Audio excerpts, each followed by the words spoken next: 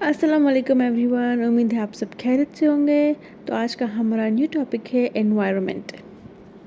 Term environment drive किया गया है फ्रेंच वर्ड एनवायरोनिया से, जिसका मतलब है सराउंड। तो अगर हम ब्रॉडली एनवायरनमेंट को डिफाइन करें, that environment is one's surrounding, यानी कि किसी भी चीज़ या किसी भी इंसान की सराउंडिंग को एनवायरनमेंट कहते हैं। एनवायरनमेंट की दो मेजर क्लासिफिकेशन है, एक है फिजिकल एनवायरनमेंट, दूसरा है लिविंग एनवायरनमेंट। फिजिकल एनवायरनमेंट में एक्सटर्नल फिजिकल फैक्टर्स आ जाते हैं, जैसे कि एयर, वाटर, लैंड, ईटीसी। इसको हम अबायोटिक एनवायरनमेंट भी बोलते हैं, यानी कि physical environment is also called abiotic environment. Second है लिविंग एनवायरनमेंट। लिविंग एनवायरनमेंट में आ जाते हैं हमारे सारे लिविंग ऑर्गेनिज्म जो हमारे सराउंडिंग में है, जैसे कि प्लांट्स, एनिमल्स या माइक्रो ऑर्गेनिजम्स। इसको हम बायोटिक इन्वायरमेंट भी बोल सकते हैं। That means living environment is also called biotic environment. तो जो हमारा अर्थ का इन्वायरमेंट है उसको मज़ीद 4 सेगमेंट्स में डिवाइड किया गया है। नंबर 1 है atmosphere, number 2 hydrosphere, number 3 biosphere and number 4 lithosphere. Atmosphere is a gaseous layer surrounding the earth, या दूसरे अल्फाज में हम ये भी कह सकते हैं जो अर्थ के सराउंडेड एक थिन लेयर होती है गैसेस की, उसे हम एटमॉस्फेयर कहते हैं। एटमॉस्फेयर को मज़ीद 2 काइंड्स में डिवाइड किया गया है, एक है कांस्टेंट गैसेस, दूसरा है वेरिएबल गैसेस। कांस्टेंट गैसेस वो होती हैं जो अपनी कंसंट्रेशन चेंज नहीं करती। हमारे पास 2 मेजर कांस्टेंट गैसेस हैं, वो है नाइट्रोजन एंड ऑक्सीजन। नाइट्रोजन की कंसंट्रेशन है 78.09% और ऑक्सीजन की कंसंट्रेशन है 20.94%। और वेरिएबल गैसेस वो होती हैं जो अपनी कंसंट्रेशन चेंज करती हैं according to time and place, जिसमें हमारा जाता है कार्बन डाइऑक्साइड जिसकी 0.03% है। उसके अलावा वाटर वेपर और ओजोन भी वेरिएबल गैसेस में आ जाते हैं। तो हमारे एटमॉस्फेयर की 5 लेयर्स हैं, जो उसमें से सबसे लोएस्ट लेयर है ट्रोपोस्फेयर।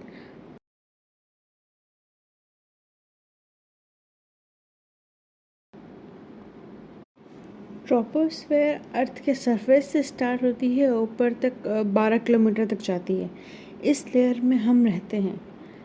इस लेयर में क्लाउड्स भी इसी लेयर में आ जाते हैं और कमर्शियल एयरक्राफ्ट जो फ्लाई होते हैं वो भी इसी लेयर में आ जाते हैं। उसके अलावा अगर हम इस लेयर के जैसे ऊपर जाते हैं, इसका टेम्परेचर कम होता जाता है। सेकेंड लेयर है स्ट्रेटोस्फेयर। स्ट्रेटोस्फेयर स्टार्ट होती है 12 किलोमीटर से, यानी कि जहाँ हमारा ट्रोपोस्फेयर ख़त्म होती है वहाँ से ये स्टार्ट होती है। ये 12 किलोमीटर से स्टार्ट होती है और 50 किलोमीटर तक जाती है। इसमें हमारी ओजोन लेयर आ जाती है और इस लेयर में जैसे ही हम ऊपर जाएंगे हमारा टेम्परेचर इंक्रीज़ होगा। थर्ड लेयर है मीसोस्फेयर। मीसोस्फेयर मिडिल लेयर है एटमॉस्फेयर की। ये 50 किलोमीटर से स्टार्ट होती है और 80 किलोमीटर तक जाती है। जो मोस्ट मीटियर्स होते हैं वो भी इसी लेयर में बर्न होते हैं। ये सबसे कोल्डेस्ट लेयर है और जैसे ही हम इस लेयर में ऊपर जाते जाएंगे इसका टेम्परेचर डिक्रीज़ होता जाएगा। फोर्थ लेयर है थर्मोस्फेयर। इसका नाम इसी के टेम्परेचर की वजह से रखा गया है। ये सबसे हॉटेस्ट लेयर है। जैसे मीसोस्फेयर सबसे कोल्डेस्ट लेयर थी, थर्मोस्फेयर सबसे हॉटेस्ट लेयर है। अरोराज भी इसी लेयर में बनते हैं। अगर किसी को पता ना हो तो मैं बता दूं, अरोराज वो लाइटनिंग होती है जो हमें आसमान में देखने को मिलती है ग्रीनिश कलर की या रेडिश कलर की, तो वो अरोराज भी इसी लेयर में बनते हैं। और कार्बन लाइन जो कि बाउंड्री होती है अर्थ और स्पेस के बीच में बाउंड्री लाइन होती है, उसको कार्बन लाइन बोलते हैं, वो भी इसी लेयर के अंदर आ जाती है। जैसे ही हम इस लेयर में ऊपर चलते जाएंगे इसका टेम्परेचर इंक्रीज होता जाएगा।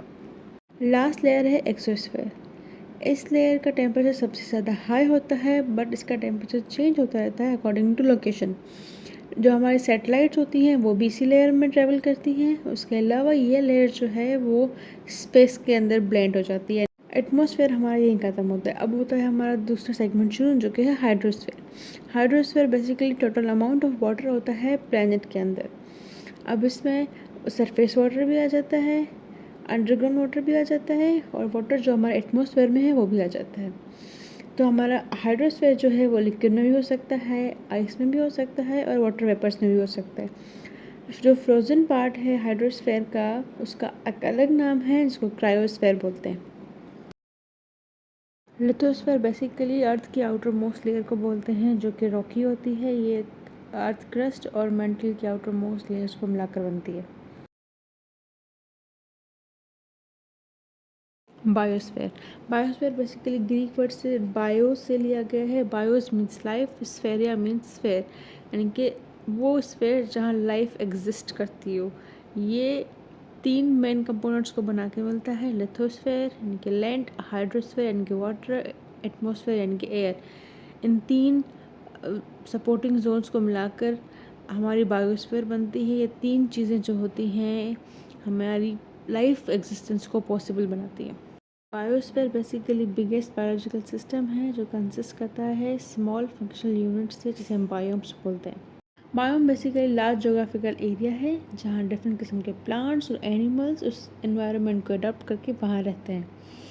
किसी भी जगह का क्लाइमेट और जोग्राफी हमें बताता है कि इस रीजन में कौन से बायोम यानी कौन सी लाइफ एग्जिस्ट कर सकती है।